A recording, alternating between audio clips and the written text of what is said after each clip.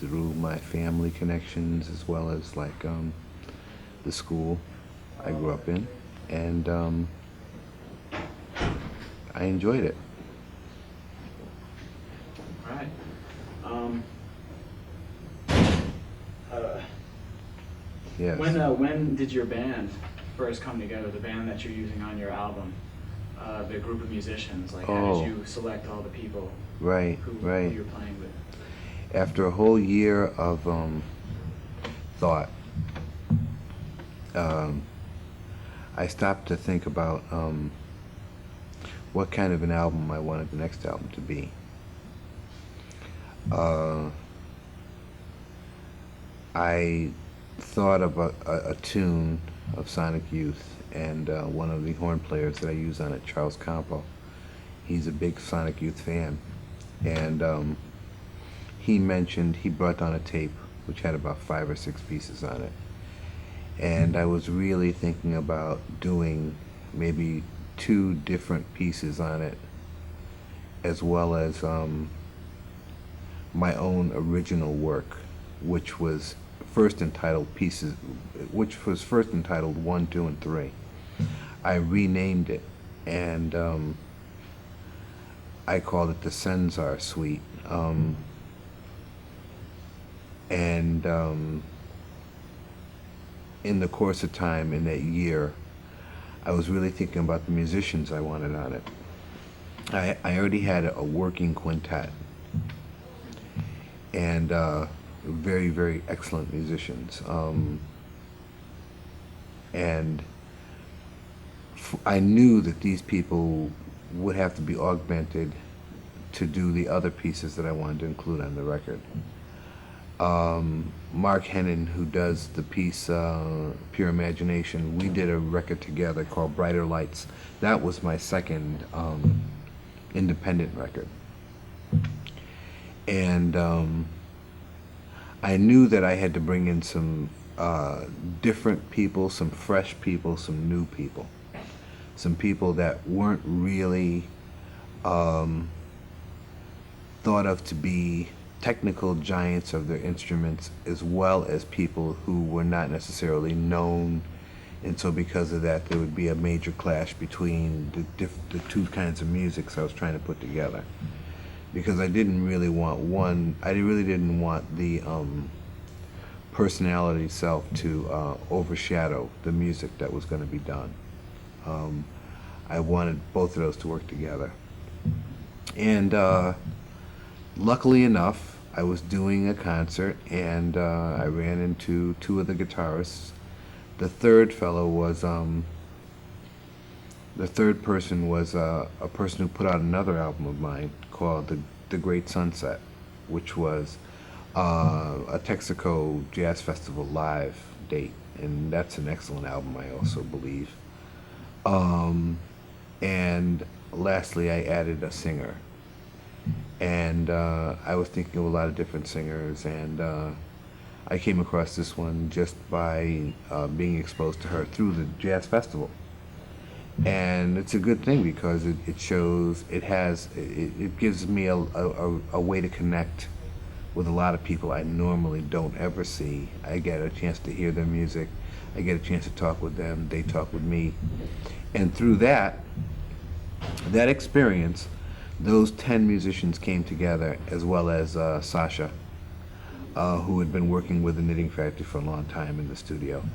And out of that situation, a year and a half's thought came into fruition. And that's the way the musicians were chosen. And it's a funny thing because I took the musicians a long time. I asked them if they wanted to do this a long time before we actually went to the studio. And they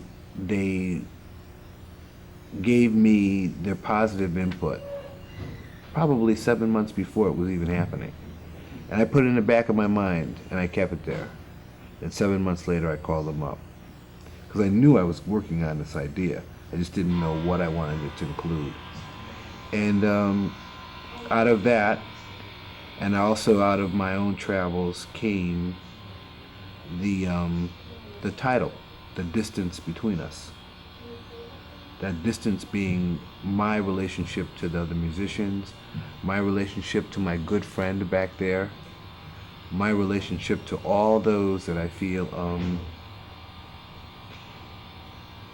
have a positive vibe and we're connecting, but there is still some sort of distance.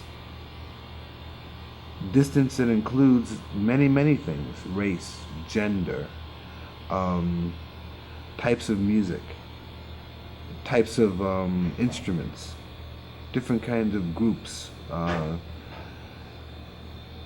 All these things to me indicate a certain distance, just like you and I right now. And that's how the record came to be. And I'm very, very happy with this record. I can't tell you enough how happy I am with it.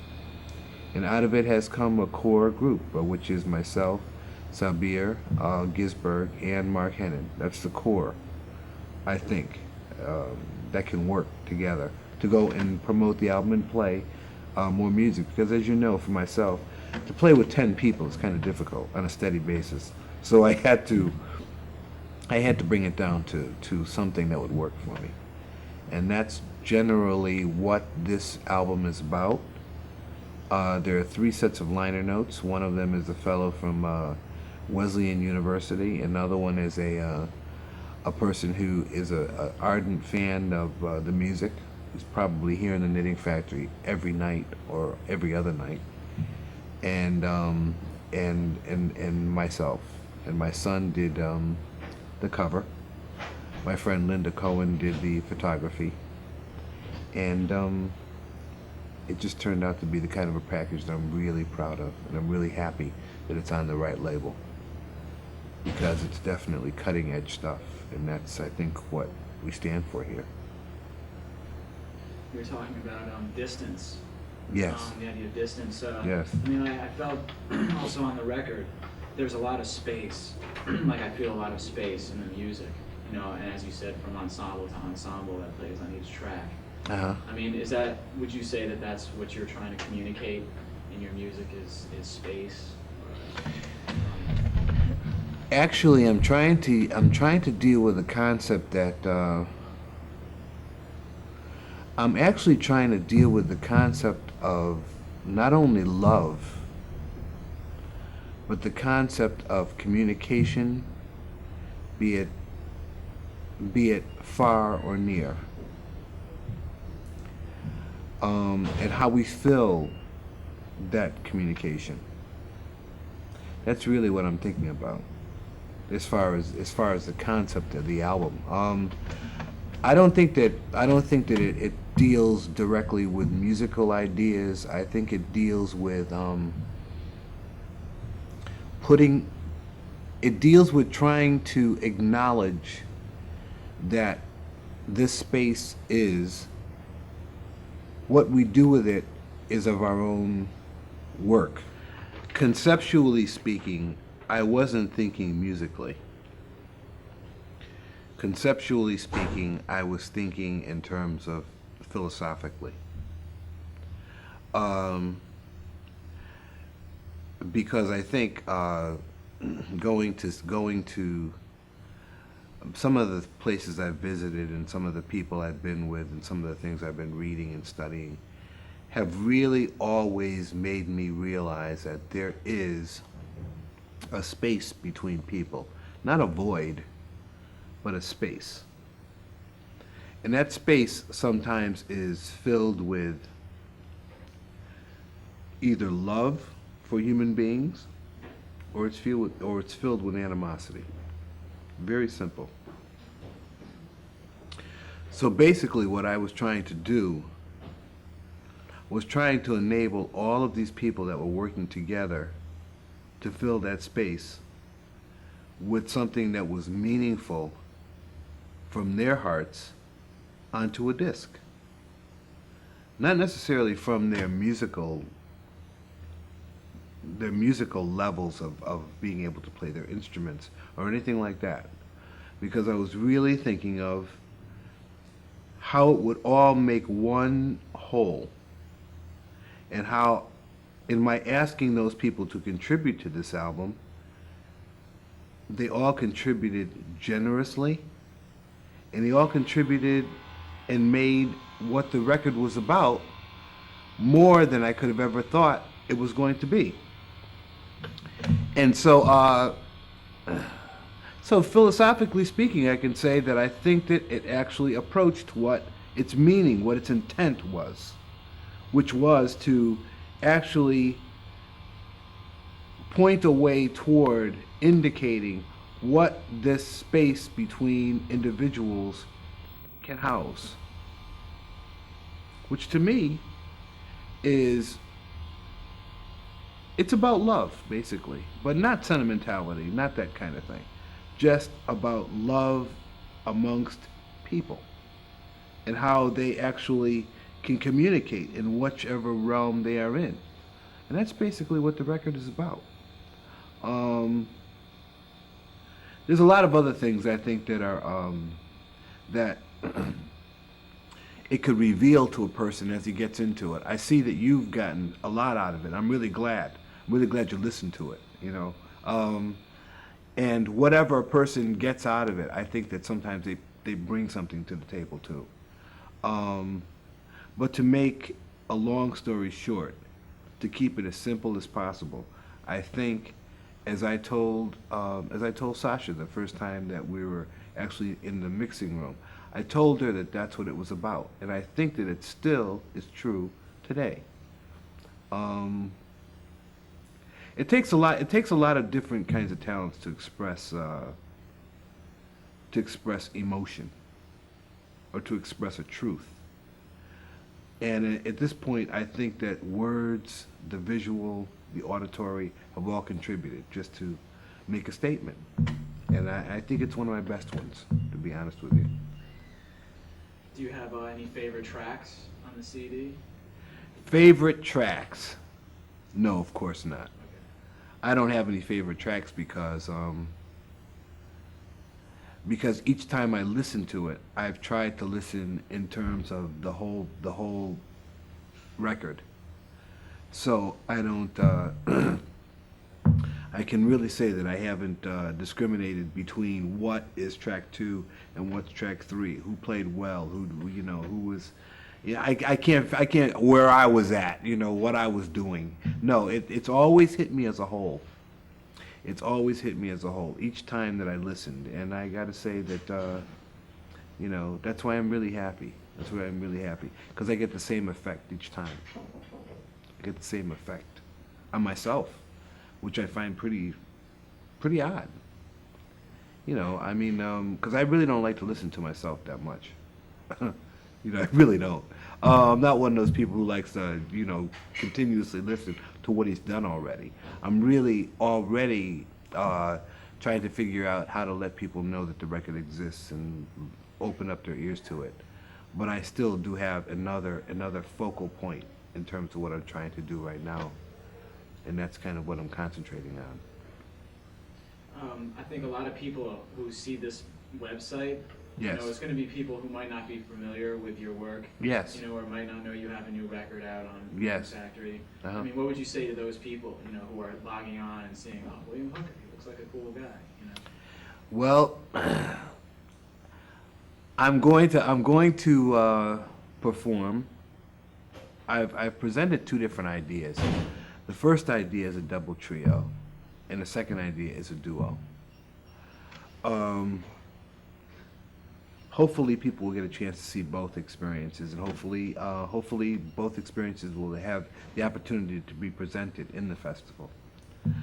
In terms of my work,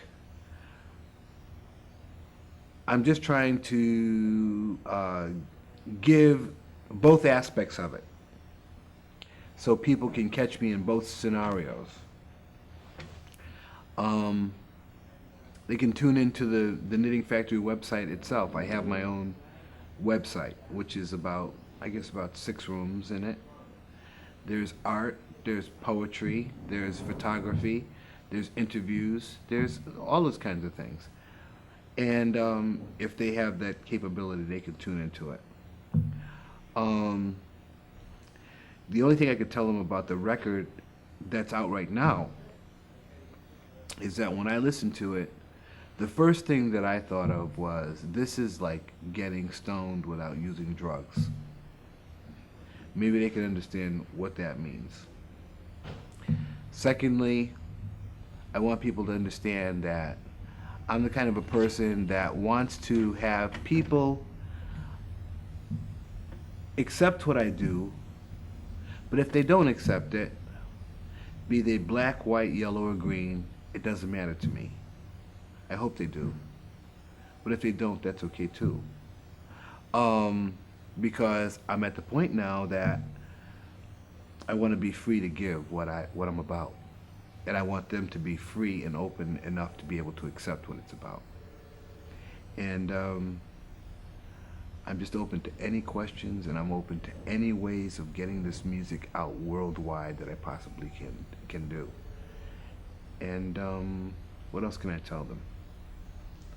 I'm looking toward the future, and not looking at the past anymore. That's basically what I could tell them. And hopefully they'll show up for both of the gigs. And if they've seen this, I'm happy. I think, Stefan, we've done a good thing. That's basically what I feel. I hope we've done a good thing. Let me also ask you, obviously you might not know your configuration for the festival yet, like what you're going to present, but do you have any new work that you're going to put on, or any new pieces of music you haven't? Double Trio for me will be an interesting thing. Because out of this record, I realized something. I realized I actually had two groups playing on it. One group which was more oriented toward funk and noise and guitarism and voice, vocal, words. My playing was completely different. I used a different drum set on those tracks than I did on the other tracks. And then we go to the other tracks themselves, where it's more jazz oriented, more free jazz oriented. The configuration was different in the sense of I used horn players, I used a pianist, an acoustic pianist, and a trumpet player. The other group was two guitarists, one person also playing guitar and electronics, as well as electric bass, vocals, and drums. These two groups put together an idea that dealt with two different kinds of music, but it was my thought that perhaps both of them could come together and play their individual musics at the same time. Now hopefully this will be the opportunity for that to happen. Not in total, not in terms of 10 people, but in terms of using a core trio of each type of representation and see how those two can play with each other and against each other and for the people. That's the idea. And it really came to me after that record was happening for a long, after the distance between us had been happening for a while, and I heard it. And I saw the individuals on it as two separate groups of people. They really are different. So maybe this will be the opportunity for that to happen. And secondly, obviously I've been doing a lot of work with Lee Ronaldo, and I presented the duo that we do, and hopefully that will work for people. I think that what we've accomplished so far, because some of the records that are on Knitting Factory Works are with him, we've accomplished quite a bit. I think that if anybody around wants to really get an indication as to what we've done, I think that if they listen to Envisioning, they'll see what I consider really a groundbreaking record. Groundbreaking in the sense of, I don't think that anyone prior to our making that statement actually put together a record that had free jazz, experimental quote-unquote noise, or whatever they want to call that, and spoken word, all in one disc, all in one happening and really done in an artistic way. I don't think it's been done before. And so because of that, I think that these two projects are going to carry their own weight. They're going to carry their own separate identities. And if the double trio concept can work, it would be fantastic. Because that will give musicians that really people should have a really serious listen to some of the musicians out here. There's a lot of great musicians out here. And for them to get a serious listen as to who these musicians are, what they do, and where they are in my music, that'll give them some indication as to what I'm about. And those other people will also get an indication as to what I'm about too.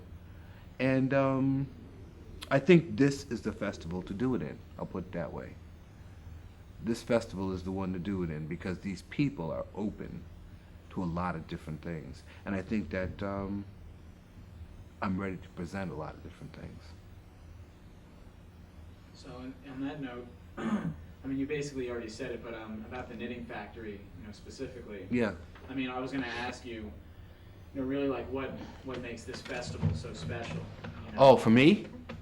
Oh, Yeah. well, I think that this one, I mean, let me just stop you for Yes. a second. Uh-huh. In terms of editing, like the use of like pronouns can get a little tricky. So it's the Bell Atlantic Jazz Festival. oh, great, okay. If you can refer to it like that, just so Okay. people know what you're talking about. Or Knitting Factory, Bell Atlantic Jazz Festival. For me, I think that I've realized some time ago that the records that I've been making on Knitting Factory Works are actually cutting edge records. I consider myself an artist that is on the edge most of the time. Really seriously. I know I'm in the right place when I'm here. I'm comfortable here. I know that if you're going to do cutting edge music, you have to have an organization that believes that the cutting edge is what you're about, and to promote it as such. This is something that a lot of bigger organizations haven't done yet. Perhaps we're going to develop into that. It could be. However, just knowing that you're doing the right thing in the right place is very important for me. So because of that, I don't really have that much time to think about where I want to go, what kind of things are supposed to happen after this. It gives me more of an opportunity to be introspective about just my own self and my own work.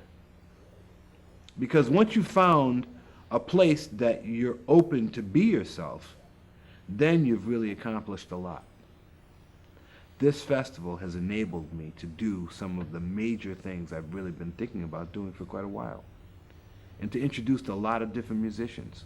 So because of that, every year it's important for me, and it's gotten more and more important. I don't want to shine up anybody's trophies, but I think that all the people behind it and all my friends, they're too innumerable to name in this building and connected with this organization. There's just so many.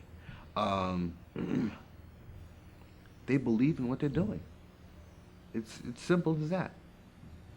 That's an important thing.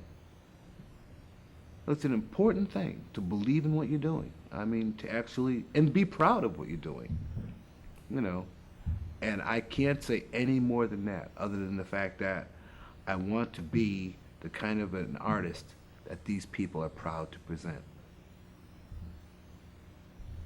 I think you are. Thanks, Stefan. Yeah. Thank you. Definitely. So if you were to finish, if you were to, say like the Knitting Factory is, like how do you feel like the Knitting Factory is affecting today's music scene? Well, like I said, I don't want to shine too many trophies.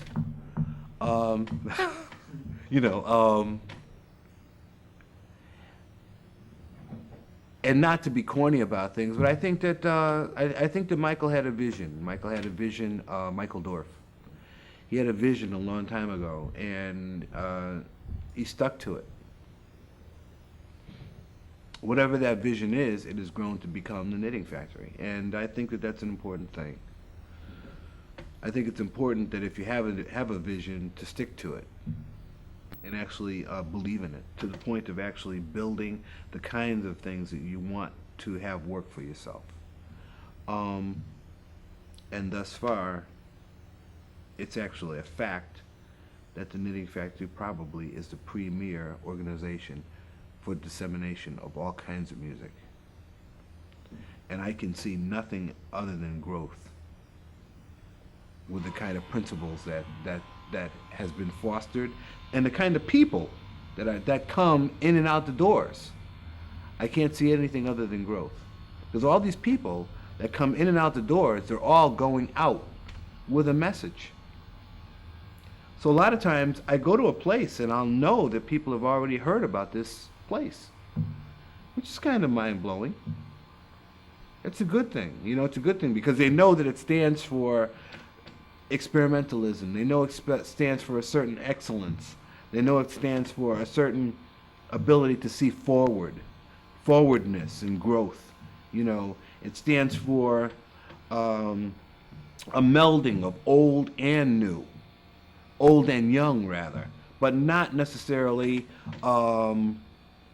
thinking that the young don't have anything to offer to what's going to happen, and the old guard are the protectorate of whatever that knowledge is about anymore. That's no longer the rule. That's a good rule to have broken. It's a good rule because for people like myself that are attracted to both old and acknowledge, I'm attracted to old because I want it recognized what the old have done. But I'm also attracted to young because I know that the young have more to give. And they're going to develop what we're doing into something that makes what the old have done, make it last longer, make it live longer, make the lights brighter. So I think that here, this is a good spot for all those kinds of things to happen. And those things have happened so far.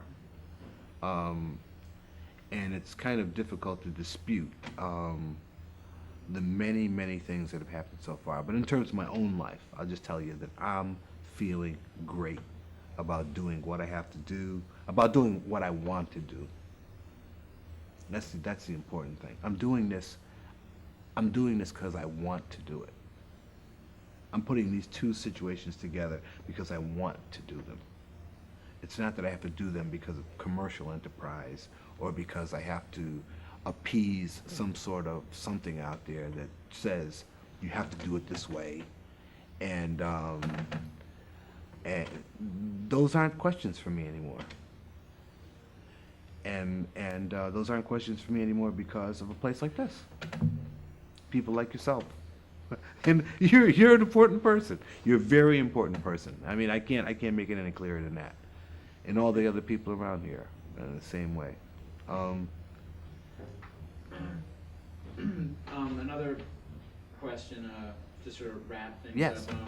They're trying to just sort of have a roundup of their, the different artists and like your influences, and I was gonna ask, of all the albums in the world, like if 3 could survive, which 3 would you choose?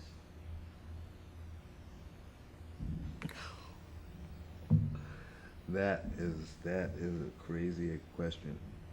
Well, you don't have to. No, I mean,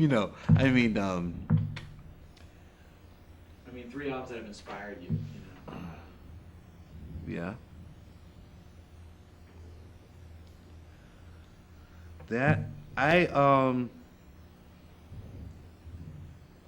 That's interesting.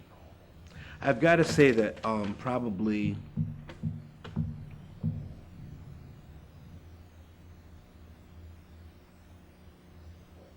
Skies of America, Yona Coleman piece.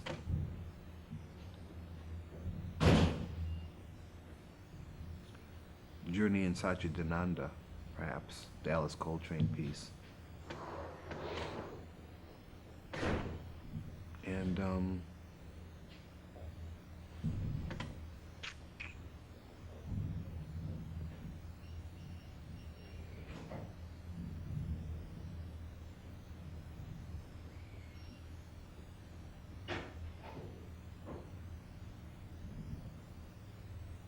I don't think I could take it any further than that. I think I'm probably on target right there. I will say that probably the first time that I did hear Love Supreme, I gave it away because I hated it so much. So that could be a profound turning point to like really be so disturbed that you give it away. You know what I mean? You know what I'm saying? That could be it too. But there's so many things out there. I mean, because I'm just speaking in terms of just that amount of beauty. I would have to just stick with that. I'd also have to mention that inside of those record jackets, I probably have some photocopies of some work by people like Blavatsky and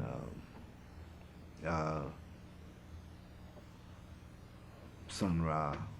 I mean, just poetry. And I'd have to put those inside the jackets, you see. So when I opened it up, I'd have something to read just before I put the disc on.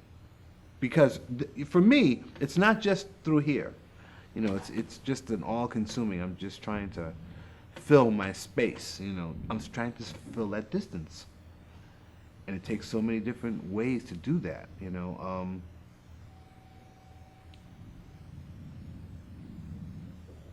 That's probably as far as I could go with that. And I might include something by Sonny Murray in there, because he definitely had a profound effect on me, I gotta say, in terms of wanting to play differently. That's about it. The old laws just weren't working. Not at all, especially when, for me, when I picked up that record, I was about 15 or 16. That particular record I picked up when I was 15 or 16, and Bayard Lancaster, I must say, was a good salesman. Because I was down on 8th Street, and he said, yeah, that's a good record, I'm on it. I said, oh, that's good, what is this? You know, and that changed the way I was thinking, because that whole Slugs period was going on.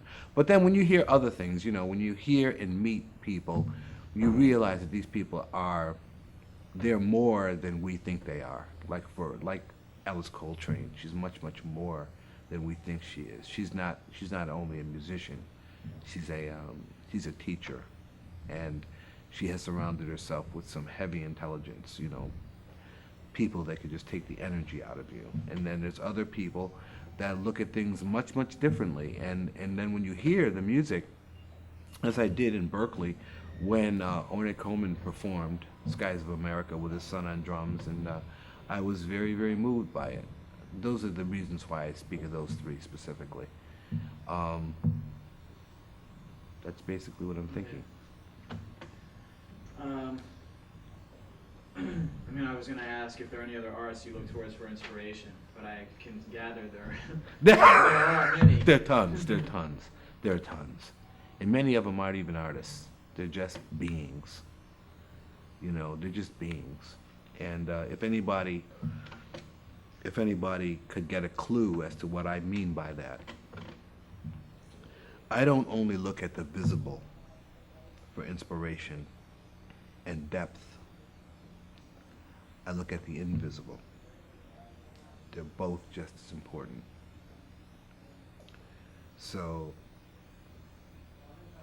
hopefully I will be part of the visible at this festival that helps the invisible to do its work. And hopefully I'll be able to be strong enough to handle what's being given to me.